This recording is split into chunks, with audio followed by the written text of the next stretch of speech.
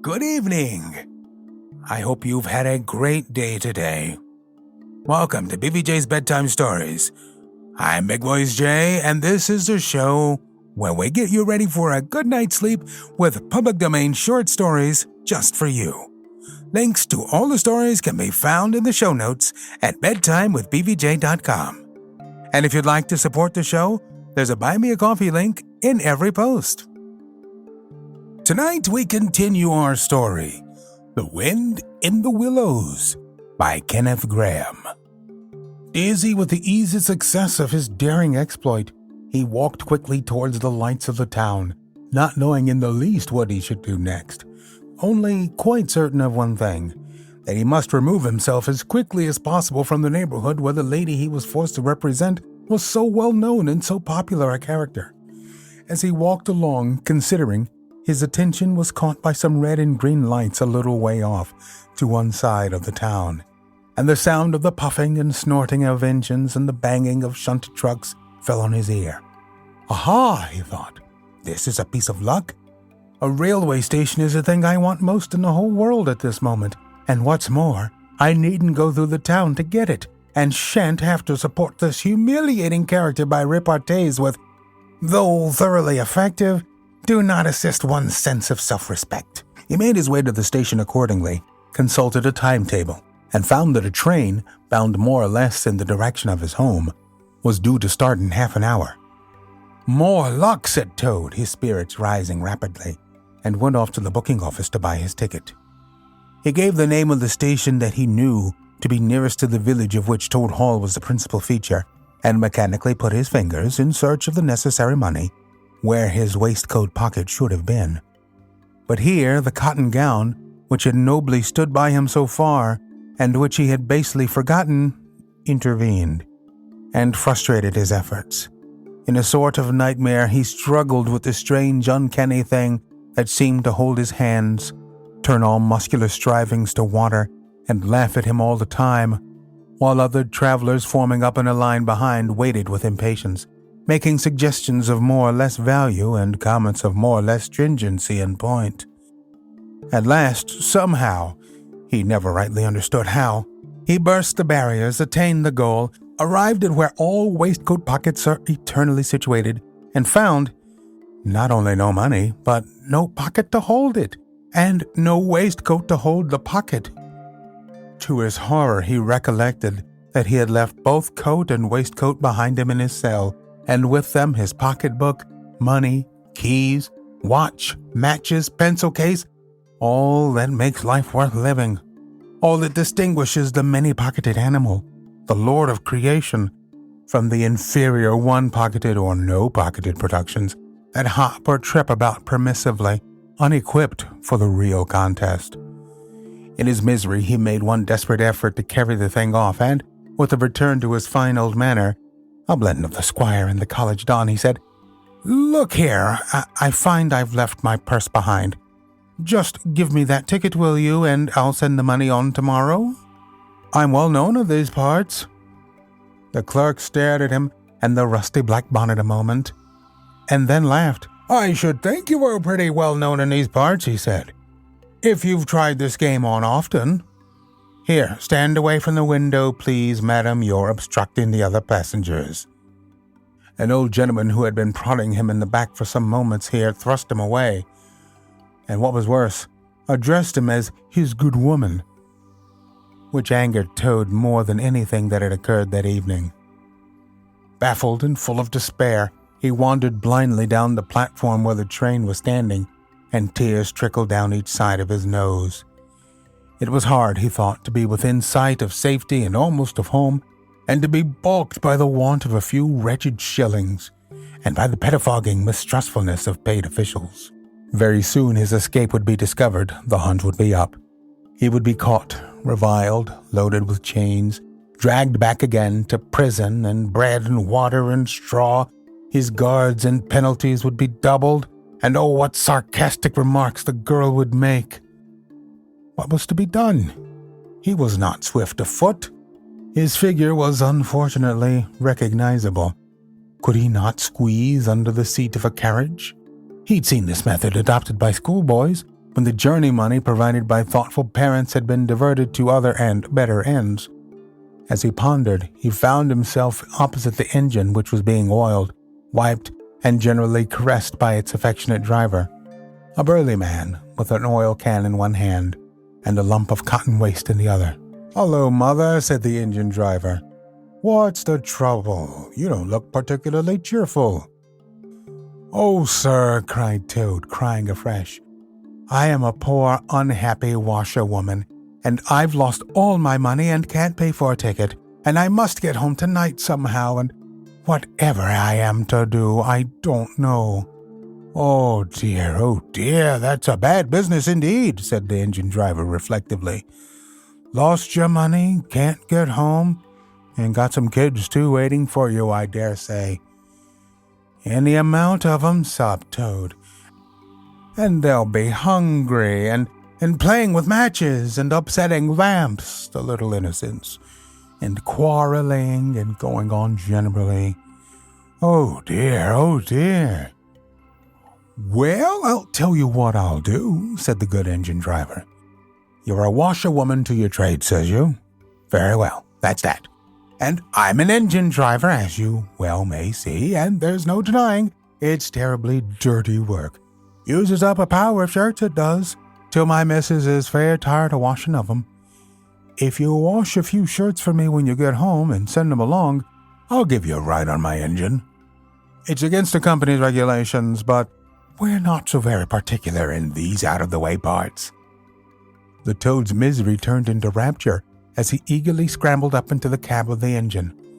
Of course, he'd never washed a shirt in his life and couldn't if he tried, and anyhow, he wasn't going to begin.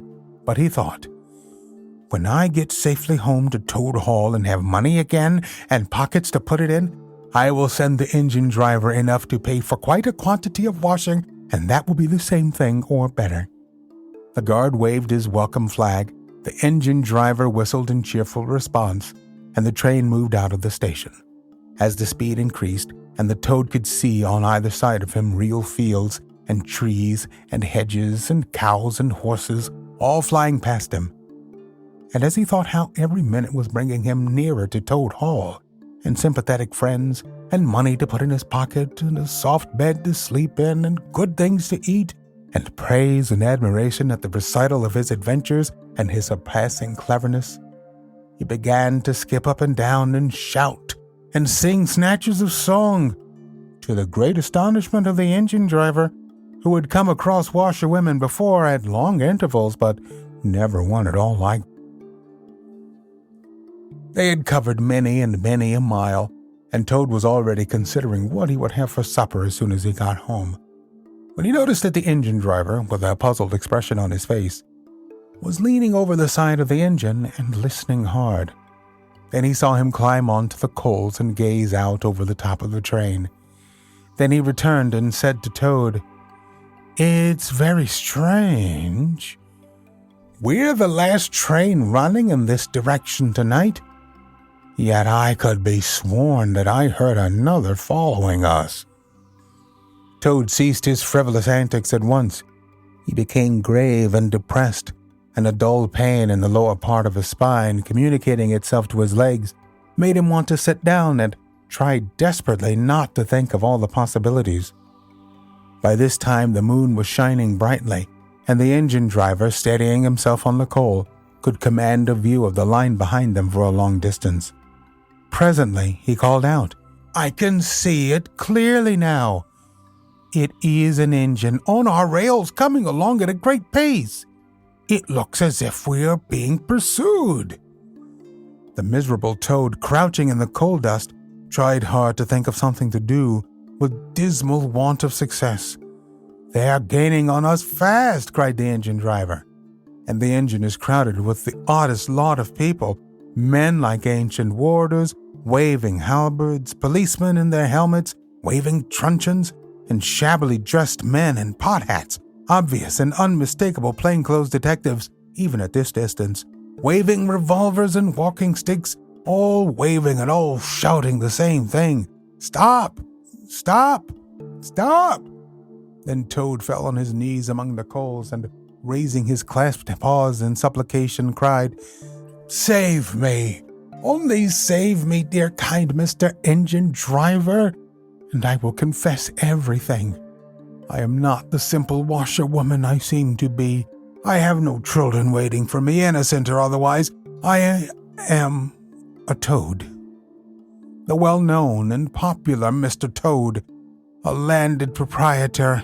I've just escaped by my great daring and cleverness from a loathsome dungeon into which my enemies had flung me, and if those fellows on that engine recapture me, it would be chains and bread and water and straw and misery once more for poor, unhappy, innocent Toad." The engine driver looked down upon him very sternly and said, "Now, tell the truth. What were you put in prison for?" "It was nothing very much," said poor Toad, coloring deeply. "I only borrowed a motor car while the owners were at lunch. They had no need of it at the time. I didn't mean to steal it, really, but people, especially magistrates, take such harsh views of thoughtless and spirited actions." The engine driver looked very grave and said, "I fear that you have been indeed a wicked Toad, and by rights I ought to give you up to offended justice. But you are evidently in sore trouble and distress, so I will not desert you. I don't hold with motor cars for one thing, and I don't hold with being ordered about by policemen when I'm on my own engine for another. And the sight of an animal in tears always makes me feel odd and soft-hearted. So cheer up, Toad. I'll do my best, and we may beat them yet." They piled on more coals, shoveling furiously. The furnace roared, the sparks flew, the engine leapt and swung, but still their pursuers slowly gained. The engine driver, with a sigh, wiped his brow with a handful of cotton waste and said, "I'm afraid it's no good, Toad. You see, they're running light and they have the better engine.